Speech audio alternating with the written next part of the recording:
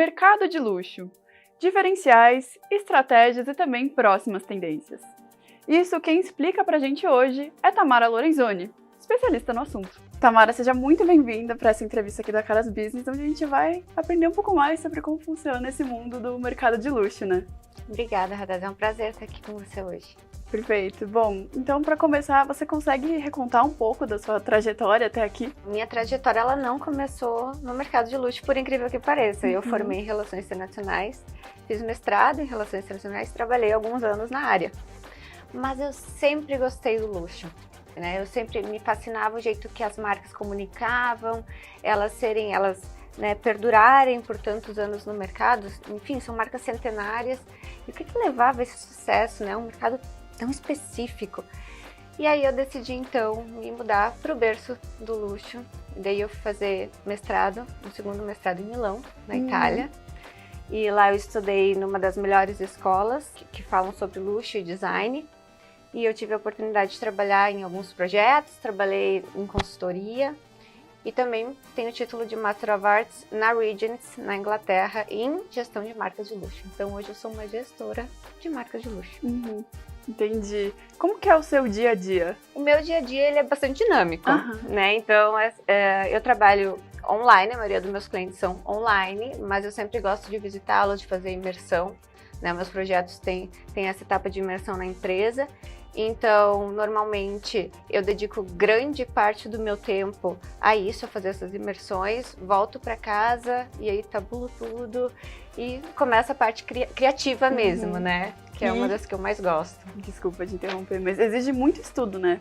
Todo esse processo criativo e estratégico também? Eu acredito que sim, porque, na verdade, a estratégia, ela dita muito do que vai ser, mas também a criatividade é um pilar fundamental, né? O mercado de luxo ele é tão específico, então ele exige uma atualização muito constante. Então, assim, às vezes não basta você se formar naquilo, você tem que estar sempre lendo, enfim, porque é mercado, né? E mercado muda a todo momento. Entendi. E agora entrando justamente nos aspectos mais específicos do mercado de luxo, como que ele opera, qual que é a diferença do mercado de luxo para outros mercados e em quais setores ele está presente? A grande diferença do mercado de luxo é a especificidade do consumidor, né? Então é um consumidor que conhece muito, que na maioria das vezes é muito exigente. Então o gestor de luxo tem que ter toda essa leitura para entender. E, obviamente, o mercado de luxo ele não trabalha com volume. Então, são dois caminhos estratégicos, por isso a consultoria para marcas de luxo ela é tão específica, porque a gente não vai trabalhar com volume de vendas, a gente vai trabalhar com valor agregado, e o valor agregado não é só no preço. Agora, especificando no Brasil, qual que é a característica do consumidor do Brasil nesse mercado? Bom, o consumidor brasileiro ele é bem diferente do consumidor europeu. Eu costumo dizer que a gente não pode comparar. Na verdade, quem diz bem isso é Cape Ferrer. O luxo ele não é relativo, ele é superlativo. O que quer dizer? A gente não pode comparar o que é luxo para o europeu e o que é luxo para o brasileiro na mesma sentença. A gente tem que comparar a partir da realidade em que aquela pessoa está inserida em termos econômicos e culturais. Bom, no Brasil, o consumidor ele é bem diferente por quê? Porque aqui o consumidor de luxo ele não vem só da classe A, por exemplo. A classe média brasileira também consome luxo. Por questões de parcelamento, né, que facilitam o acesso aos bens de luxo, por questão de status, por questões de querer inserir-se em algum ambiente. Então a gente tem uma classe que consome luxo maior muitas vezes do que em outros países com um mercado mais maduro. E agora, falando sobre o faturamento do mercado de luxo no Brasil, você consegue estimar onde que estão esses números? Bom, a Bain Company divulgou uma pesquisa em novembro do ano passado, se não me engano, outubro, novembro do ano passado, falando sobre especificamente o mercado de luxo brasileiro. E aí eles preveem de 6 a 8% de crescimento até 2030, podendo chegar a 133 bi de faturamento. Então é um mercado que movimenta muito e na mão de poucos muitas vezes. E hoje em dia, nossa avaliação, quais são as marcas de luxo que estão mais em alta? Quando a gente fala em termos de lucratividade, a gente tem a Louis Vuitton como a marca de luxo mais valiosa do mundo. né? Hermès também faz parte, Chanel.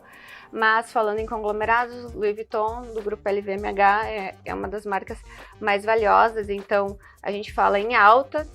É uma marca que não fala de tantas tendências, mas, claro, incorpora várias delas, né, nas suas coleções.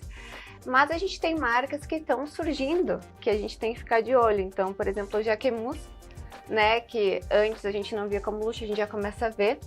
Mas o mercado em si tem algo muito específico, porque as marcas de luxo, elas também levam tempo para ser construídas. Então, a gente não constrói luxo da noite para o dia. Então, para a gente avaliar se uma marca é ou não de luxo, o fator tempo também é importante. E o que a gente pode aprender com essas marcas já que são centenárias e se estabeleceram? Qual que é o segredo, né?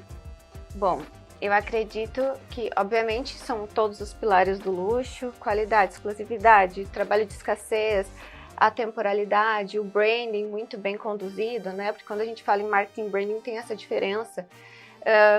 Mas é uma imagem marcante, né? E muitas delas utilizam o mito do fundador, que é uma linguagem técnica que a gente chama.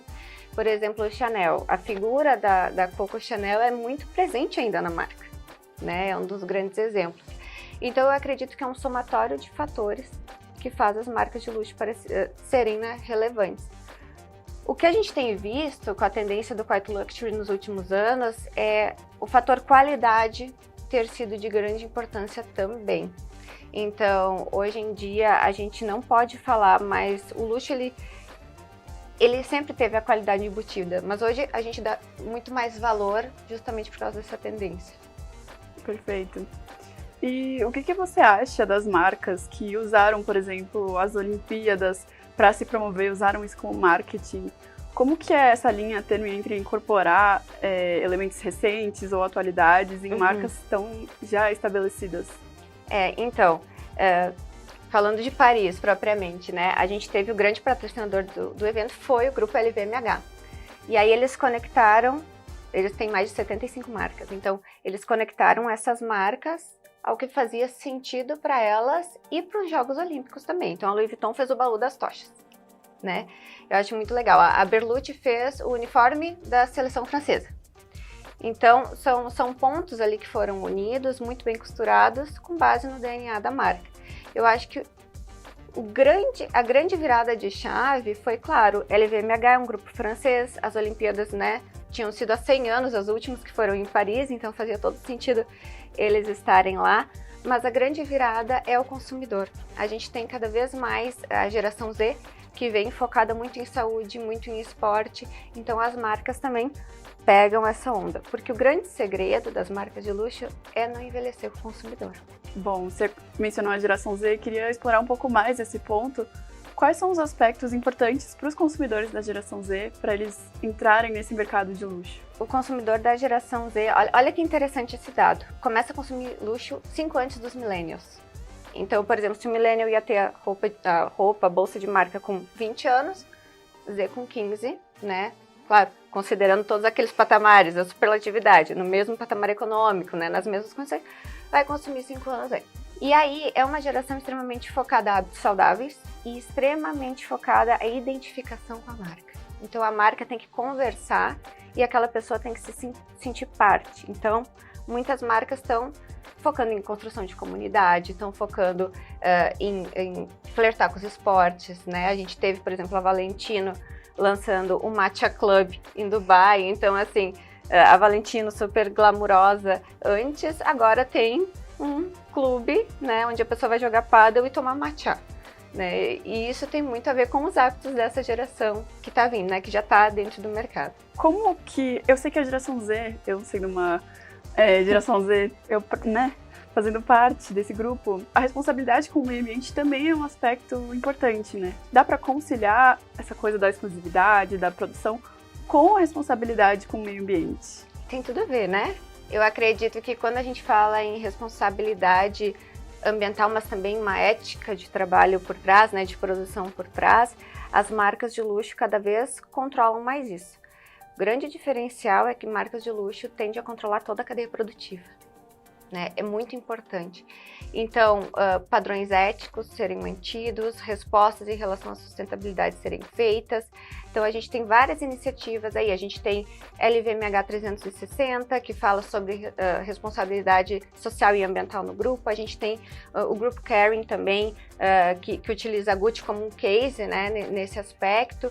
Então, eu acredito que o mercado de luxo, por muitas vezes ser visto como supérfluo, né, ele acaba respondendo, às vezes, muito mais do que outros mercados em relação a isso. Eu vi uma entrevista do Bernard Arnault, onde ele foi questionado sobre a questão de sustentabilidade, né, e de ética produtiva. E ele fala, enquanto eu manter um artesão de 80 anos mexendo com o couro daquela maneira, ou fazendo relógio daquela maneira, ninguém pode me dizer que eu não estou sendo responsável por isso. Acho bem interessante. Mas, claro, a resposta também vem da tecnologia. Por exemplo, as grandes marcas como Prada, o Grupo Prada, né, em geral, a Kering e a LVMH se juntaram e formaram o Aura Blockchain, que é um consórcio onde você pega a sua peça de luxo e pode ver todo o processo produtivo de rastreio ali. Então, é bem interessante também isso, né? A gente começou a falar sobre essas novas tendências, né? Mas eu queria te perguntar, na sua avaliação, nos próximos 5 anos, digamos assim, quais são os setores que têm mais potencial de crescimento no mercado de luxo? Na minha avaliação, a gente começa a ver cada vez mais marcas tendendo a experiências. Então, todo o setor ligado à experiência de marca vai estar muito em alta nos próximos anos. A gente, claro, vai ter sempre os consumidores fiéis, né, da moda, da joalheria, enfim. Mas eu acredito que as experiências vão ser o grande foco das marcas de luxo. Já começou, né, a gente já vê um grande movimento em relação a isso. A gente vê os beach clubs na Europa sendo dominados por marcas de luxo. E isso faz com que a marca esteja presente no dia a dia do consumidor e de quem não é consumidor. Então, a pessoa fica ali tendo contato com a marca, muitas vezes, até entender que ela vai consumir algo daquela marca. Eu acho bem importante isso. Também tem uma tendência que a gente não pode confundir, que é a premiumização. Que são marcas que não são de luxo e que utilizam alguns aspectos das marcas de luxo como experiência para elevar o status e promover uma experiência para os consumidores. Então, é uma tendência geral de mercado, que a gente vê muito no luxo, mas que também está se expandindo para outros setores. Agora, ouvindo você falar, eu fiquei curiosa. Eu queria perguntar com quais marcas você pessoalmente se identifica? Pergunta difícil, talvez. Não, até não é tanto porque eu sou bem, assim, básica, né? Mas quando a gente fala em moda, eu me identifico muito com The Raw. Eu gosto das founders, né? Eu sou millennial, então elas fizeram parte da minha infância. E aí se distanciaram um pouco desse mundo de mídia, enfim, e se tornaram potências ali nessa tendência que veio do Quiet Luxury, mas principalmente pelo material que é usado, por como as peças são feitas, eu acho bem interessante. Eu gosto muito da Loro Piana, eu acho que eles fazem um trabalho incrível com a matéria-prima também. Então, eu acho que são as duas marcas assim que eu mais admiro em termos de construção de marca. Uma mais nova, a The Raw, e uma bem mais antiga, que é a Loro Piana. Entendi. E agora, já caminhando para o final da nossa entrevista, eu queria fazer uma última pergunta para você. Com base em toda essa sua vivência, quais conselhos você daria para pessoas que querem ingressar no mercado de luxo? Bom, o mercado de luxo ele é muito específico, né? Então, assim, conhecer as marcas, ler muito sobre as marcas é um grande passo. Mas eu acredito, pela minha experiência pessoal, que o entusiasmo ele te leva até um ponto. Depois você precisa de estudo e de academia mesmo, bem tradicional. Então, eu diria, invistam na formação, invistam em viver as experiências de marca, né? Mais do que, por exemplo, ter itens de marcas de luxo, mas viver a experiência de marca de luxo. Então, por exemplo, aqui, né? Eu vou marcar um horário no spa da Guerlain. Vou ver como é que é aquilo, vou entender. Porque o cliente que procura um gestor de marca de luxo, ele quer falar de igual para igual. Ele quer te falar uma referência e quer que você entenda. Então, isso tudo é muito importante, claro. referências de arte. Luxo e arte andam sempre junto, então você saber os movimentos artísticos, você entender de como aquilo se dá, é também muito importante. Ótimas dicas. Queria te agradecer por essa verdadeira aula sobre o mercado de luxo, que é muito mais complexo do que quem pensa, quem não sabe. Enfim, muito obrigada por ter vindo aqui compartilhar um pouco da sua trajetória. Adorei, muito obrigada pelo convite.